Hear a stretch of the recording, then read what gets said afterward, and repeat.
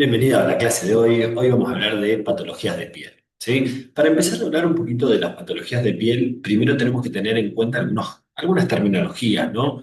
Tanto macroscópicas como microscópicas, ¿sí? Que es lo que vamos a hablar después en alguna de las patologías de la piel. Primero, ¿sí? Una mácula es un área circunscripta, ¿sí? Diferentes tamaños, plana, que suele diferenciarse de la piel vecina por estar pigmentada, ¿sí? Fíjense, ahí se puede observar. Después vamos a tener una pápula, que es un área sólida elevada, con un diámetro inferior a 5 milímetros. Un nódulo, ¿sí? Que es un área sobrelevada mayor a 5 milímetros. Una placa, que es una superficie plana sobrelevada, generalmente mayor a 5 milímetros. Y las vesículas, ¿sí? El área sobrelevada, que van a estar llenas de líquido, ¿sí? Que también suelen ser chicas, ¿sí? Inferiores o igual a 5 milímetros.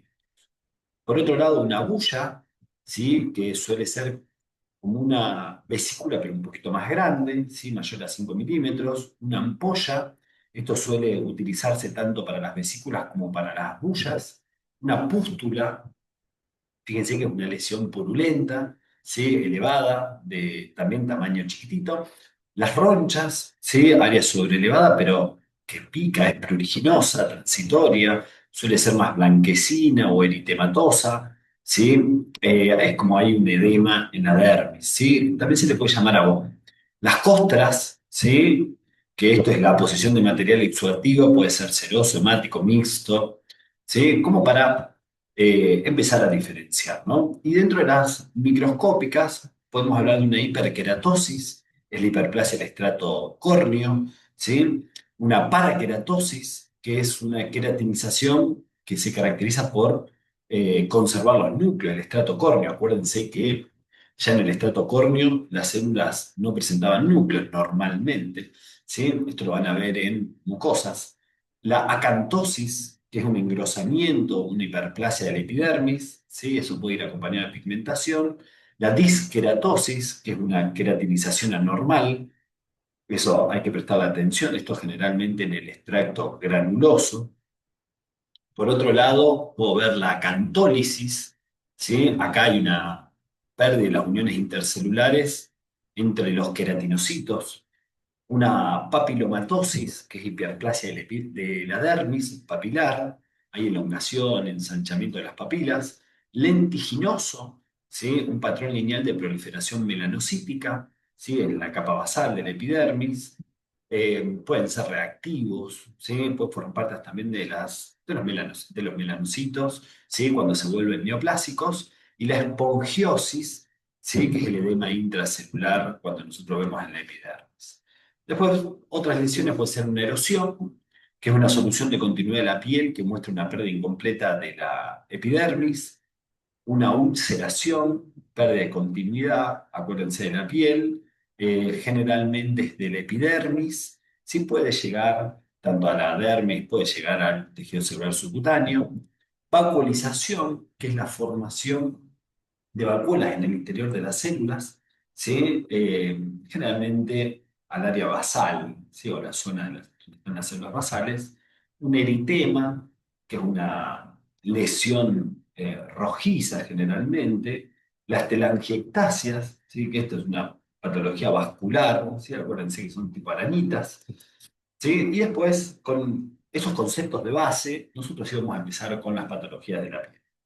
Primero vamos a ir sobre los trastornos pigmentarios. Acuérdense que esto tiene que ver mucho con los melanocitos, ¿no? Y la capacidad de producir melanina. ¿Qué pasa? Una de las patologías es el albinismo, es una enfermedad congénita, es recesiva, sí, suele ser difusa. Los melanocitos están presentes, pero no pueden producir melanina. Acá hay una falta de una enzima, que es una tirosinasa. ¿Sí? Fíjense las características, ¿sí? A nivel de cuero cabelludo, la piel, fíjense cómo tiende a ser más blanquecina, falta de pigmentación en cejas, ¿sí? En el pelo, que es una característica, suele afectar, sí, estas personas tienen muchísimo cuidado, ¿no? Con la exposición al sol. Por otro lado, van a ver una patología también bastante frecuente que es el vitiligo, ¿sí? Esto es un trastorno donde hay pérdida parcial de melanocitos en alguna región, donde lógicamente si no tengo los melanocitos no voy a poder producir melanina. Son máculas, ¿sí? Bien delimitadas, esto es asintomático. Hay zonas donde carezco de pigmentación y bueno, el tamaño es variable, suele afectar mano, muñecas, axila, puede haber peribucal, periorbitaria, anogenital, puede ser hasta en el cuero cabelludo, ¿sí? Donde hay áreas donde se ve el pelo más blanco, ¿sí? Acá lo que no es que no puedo producir melanina, sino que acá hay falta de melanocitos. Eh, ¿Con qué lo podemos relacionar? Patologías autoinmunitarias, eh, puede ser por tóxicos, puede ser factores neuromorales. Muchas veces esto en situaciones de estrés se puede exacerbar, ¿sí? Es como para tenerlo en cuenta, ¿no? Por otro lado, las pecas le llamamos efélides. Fíjense que son lesiones pigmentadas, chiquititas, generalmente suele aparecer en la infancia. Esto es característico de las personas coloradas, de las personas más bien blancas, ¿sí? Y esa hiperpigmentación que tenemos ahí generalmente suele ser de color rojo canela, aparece durante los primeros años de la infancia y bueno, esto generalmente se exacerba o se evidencia más con la exposición al sol. En invierno suelen borrarse, en verano suelen volver a aparecer, ¿sí? Por eso tiene un patrón cíclico. ¿Y qué vamos a ver? Una hiperpigmentación por aumento de la cantidad de melanina, ¿sí? En los distintos queratinocitos. Muy bien. Otra de las enfermedades que no, o otra de las lesiones, ¿no? Que nosotros podemos nombrar es cloasma, también conocida como melasma, ¿sí? Esto ustedes lo van a relacionar mucho con el embarazo, lo pueden ver con el tema de, le pueden decir la máscara, ¿sí? Como si es una máscara hiperpigmentada. Esto es una hiperpigmentación facial, ¿sí? Que es muy característico, chicos, del embarazo. Son máculas bien definidas que afectan mejilla, región temporal, ¿sí? El sol puede acentuar esto y después terminan desapareciendo, ¿no? Una vez que termina la gestación.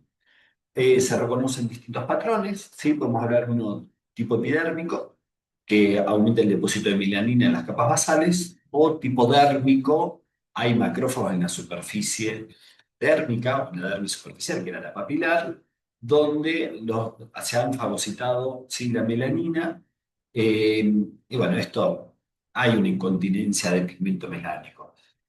Aparte del embarazo, sí puede estar relacionado a nivel hormonal, por eso se puede relacionar con el consumo de anticonceptivos. Hidantoína, ¿sí? Las hidantoínas, chicos, hay que prestarle mucha atención, o bueno, puede ser idiopático, ¿sí? Dentro de las hidantoínas, la fenitoína, ¿sí? Acuérdense de ese fármaco. Muy bien. Otra de las cosas que vamos a ver, ¿sí? Es el léntigo.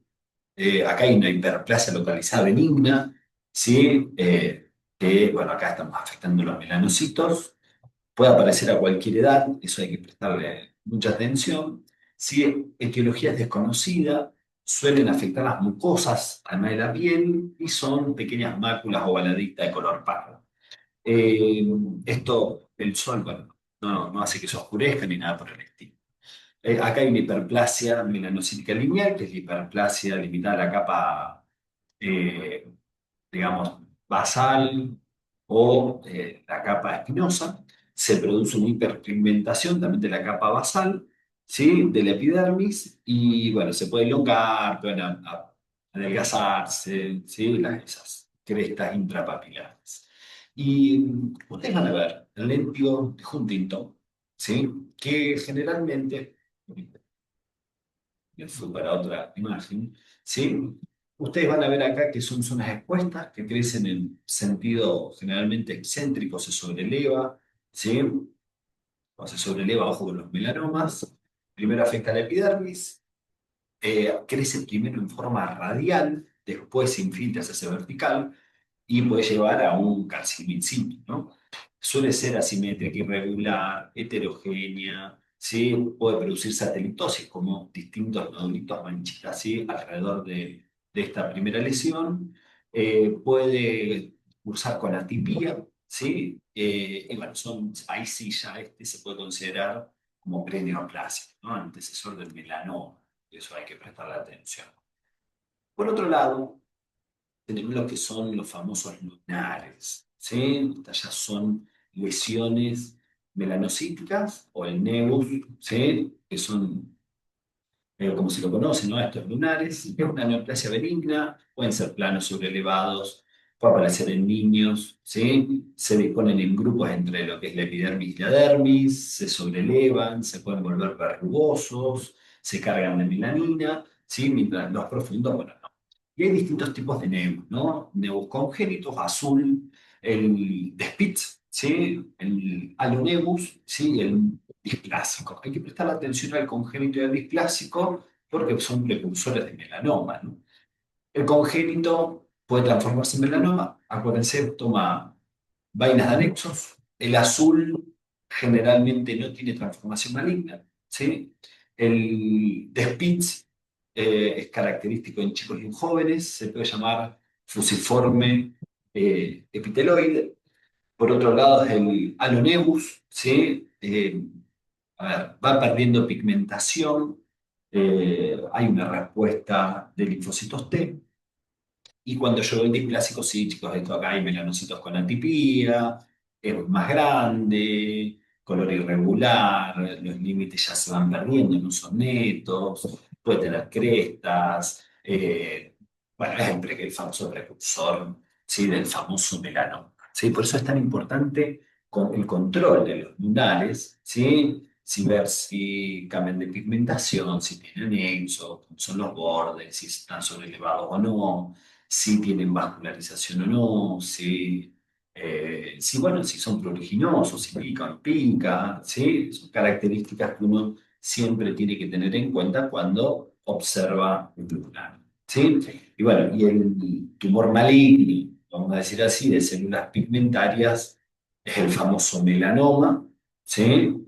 Que en general suelen ser más bien negros, de gran tamaño, tienen pigmentación irregular, los límites no son claros o poco netos, núcleos grandes hipercromáticos, producen melanina, que sería el marcador acá, suelen ser agresivos, evolución impredecible. A ver, ¿qué tengo que tener en cuenta? Generalmente están en piel, mucosas, ¿sí? Se relaciona con melanoma maligno, cutáneo, bueno, acá la exposición al sol también, ¿no? Es, lógicamente que la piel es muy importante. Suelen afectar chicos, hombres y mujeres, hay que tener muy en cuenta la espalda, ¿sí? Las piernas, fíjense que es una de las zonas más expuestas, ¿no? Y hay signos de alerta en melanoma como un crecimiento del lunar persistente, si da prurito o no da prurito, si duele, si hay una lección pigmentaria nueva, si los bordes son irregulares, ¿sí? Si tiene anexos o no tiene anexos, ¿sí? Porque generalmente el melanoma, ¿sí? Posee un crecimiento radial y vertical, ¿sí? Primero es como que se expande radialmente y después sí tiende a infiltrar. ¿Está claro? Eh, y se hace vertical, ¿no? Crece en sentido vertical. ¿Qué va a pasar acá? Las células del melanoma suelen ser mayores que las células némicas, poseen grandes núcleos, se vuelven irregular, chico, hay cromatina en grumos, eh, podemos ver también núcleos más eosinófilos, y bueno, hay que ver el tema del crecimiento, ¿no? Sí, para ver, bueno, cuál es la conducta que vamos a tomar con estos melanos. ¿Y cómo lo vamos a ver? El pronóstico, ¿no? Hay distintos. Podemos ver el nivel de Clark, ¿sí? El Clark 1 es cuando es intraepidérmico, el 2 cuando llega a la dermis papilar, el 3 cuando llega entre la dermis papilar con la dermis reticular, y bueno, el 4 ya comprometo ya la dermis, el 5 llevo chicos al tejido subcutáneo o al hipódromo. ¿Qué más vamos a tener en cuenta? ¿Sí? Los niveles de Breslow, ¿sí? Que tiene que ver con los milímetros del espesor que invadió en dermis, si es 1 a 1 milímetro, si es hasta 2, bueno, 2 milímetros es 2, 3 hasta 4 milímetros, y mayor a 4 milímetros, bueno, el nivel. Y después lo que vamos a ver, también incide primero la vascularización, si hay reacción linfocitaria, si hay satelitosis, ¿sí? Como lunarcitos que están alrededor. Si, bueno, el iniciamiento óptico, los márgenes quirúrgicos, ¿no? Hay que prestar atención, porque sí, más que nada, sí, por la resección quirúrgica, por eso nos interesa tanto. ¿Está claro? Ahora, después tenemos tumores epiteliales. Ustedes piensen que la célula epitelial, 85% de la célula de la piel, era el queratinocito, ¿no? La piel presenta un epitelio estratificado plano, queratinizado, ¿sí? Acuérdense que había también papilas dérmicas, ¿no? Como para conocer un poquito la estructura de la piel. ¿Qué vamos a encontrar relacionado, ¿no? con este tema? Primero, queratosis seborreica, es más de persona adulta o adulto mayor, aparecen espontáneamente, suelen aparecer más que nada en el tronco, en las extremidades, ¿sí? Cabeza y cuello. Chicos, cabeza es muy importante, que son placas redondeadas, aplanadas, tipo monedas, ¿sí? Que pueden ir desde milímetros a centímetros, son pardo oscura, bastante uniforme, ¿sí? Y son lesiones como que parece como que está pegadita a la piel, que se pueden desprender con facilidad, que tienen como orificios ocupados con queratina, ¿no? Acuérdense que esto es de los queratinocitos, ¿sí? Por eso vamos a encontrar, ¿sí? Esa queratina. Por otro lado, nos vamos a ir a hablar de la queratosis actínica, fíjense cómo es la lesión, ¿no? Acá son placas sobrelevadas, irregular, puede haber nueva vascularización, congestión, el colágeno que también sufre alteración, puede evolucionar con atipía, generalmente esto puede ir a un espinocelular, ¿sí? O un carcinoma espinocelular, no es más que un carcinoma epidermoides, y generalmente se puede ulcerar. ¿Estamos? Bueno, hay que extirparlo, ¿no? Esto también se relaciona con la exposición al sol, produce queratina y suele dar metástasis por vía linfática, ¿no? Que es una característica que uno tiene que tener. Muy bien. Por otro lado, ¿sí? La acantosis nigricans. Fíjense esas zonas de hiperpigmentación. ¿Sí? Esto se caracteriza que no tiene hiperplasia melanocitosa, la piel está engrosada, por eso hay acantosis, ¿sí? Que era la hiperplasia del estrato espinoso, ¿sí? Del epidermis. Generalmente afecta a los pliegues, ¿sí? En distintas regiones. Y hay de tipo benigno, que es el 80% generalmente, que es gradual, ¿sí? Puede ser en la infancia, la pubertad, y puede ser desde que sea autosómico dominante, que está asociado a obesidad, diabetes, trastornos endocrinos, ¿sí? Para tener en cuenta. Acuérdense la ACTH, ¿sí? Cuando uno aumentaba la producción de ACTH, que esta aumentaba también la melanocortina, ¿no? Que es una de las cosas a tener en cuenta. Y si no, bueno, algún otro síndrome sí que podemos tener en cuenta. Y ya si el tipo maligno, que las lesiones se desarrollan en personas de edad mediana, ya más personas más de adulto mayor, sí, que bueno, puede relacionarse mucho con un adenocarcinoma. Muy bien. Y otro de los tumores, sí, malignos, que yo tengo que tener en cuenta que es el carcinoma epidermoides. Sí, nosotros tenemos el espinocelular y el vasocelular. El vasocelular es el más frecuente, ¿sí? Aparece generalmente en la cara, es una exposición al sol, generalmente o en adulto mayor o en inmunodeprimidos, ¿sí? Fíjense cómo son lesiones nodulares salientes, progresivas, que se pueden considerar de crecimiento lento, no suele dar metástasis, pero recidiva con frecuencia, ¿sí? Y ojo los que pueden, hay algunos que pueden penetrar la órbita, ¿sí? Estos se caracterizan por tener perla córnea, ¿no? En cambio, el carcinoma espinocelular, que también es más de adulto o adulto mayor, se relaciona con la exposición al sol, alguna sustancia cancerígena, ¿sí? Algunas cicatrices, pacientes quemados. Esto puede venir de una enfermedad de Bowen, ¿sí? Como una placa única, irregular, con atipía, con mitosis, ¿sí? Sin infiltración todavía y aparece en piel y mucosas. ¿Sí? Después sí ya se vuelven infiltrativos, son agresivos, la metástasis, chicos, tanto por vía hematógena como por vía linfática, se pueden ulcerar, suelen crecer más rápido, también van a tener, ¿sí? Van a tener la capacidad de tener esas perlas córneas, ¿sí? Por la propia queratina. ¿Estamos? Son lo más frecuente. Ahora, hay algunos tumores de anexo, que, bueno, a ver, son tumorcitos tipo pequeños, nódulos, pueden ser únicos múltiples, cara, oreja, chicos, cuero cabelludo, el cuello. en el cual, bueno, pueden aparecer, esto no es frecuente que se tome, pero cilindroma, ¿sí? Cilindroma es de folículo piloso, un adenoma de glándulas sudoríparas, tricopitelioma, ¿sí? Sería como de pelo, ¿sí? O adenocarcinoma, son de glándulas, realmente pensemos en glándulas sebáceas, ¿sí? Pero bueno, no son tumores frecuentes, ¿sí? Todo no es para tenerlo tan en cuenta, ¿sí? Muy bien. Eh, Hasta acá terminamos la primera parte, ¿sí? De lo que van a ser patología de piel. Después, ¿sí? En la segunda clase seguiremos con las enfermedades ampollosas. Así que bueno, nos vemos en la próxima clase de piel. Hasta luego, chao, chao.